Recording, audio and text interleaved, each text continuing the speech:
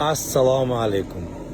Bu video mani aka-uka, opa-singil, hurmatli, vafodor obunachilarim uchun hisobot deymizmi, bilmadim.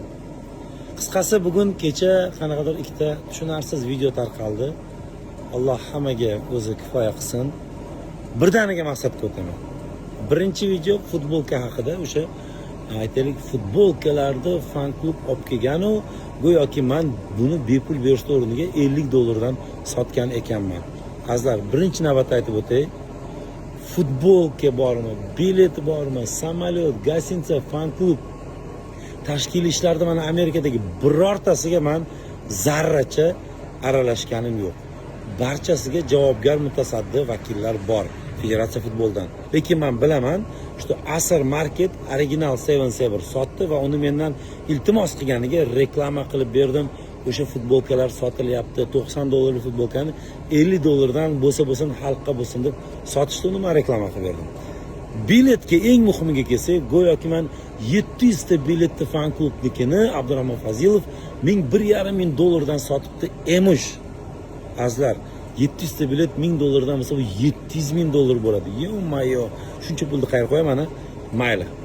Birorta ham fan klubni biletiga men aralashganim yo'q. Biletlarni vakolatli shaxslar fan klubga berdi, o'zlari qolgan nima qildi, kimga tarqatdi, bu meni ishim emas. Men o'zimga o'sha $380, $430 va Portugaliyaga $500 biletlarni guruhimga xarid qilganman va o'zimning homiylarimga. Bu biletlar qimmat birinchi kategoriya biletlar azizlar.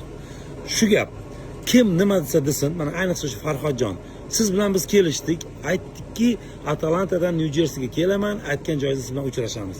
Ertaga uchrashishimiz kerak. Siz esa menga hozir audioda men siz bilan uchrashmayman, siz meni haqorat qildingiz, bir narsa deyapsiz. Siz qiz bola emas-ku, xafa bo'ladigan. Siz erkaksiz, labzingiz bor. Men Amerikadaman.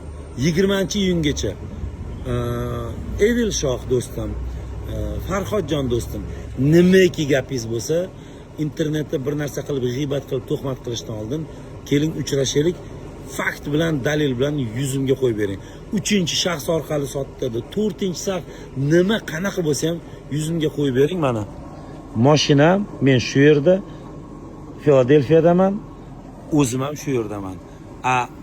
Muxlislar, azizlar, ikkinchi tomonni bilmasdan turib xulosa chiqarib gunohkor bo'lib qolmang. Abdurahmon Fazilov labziga любой joyda javob beradi.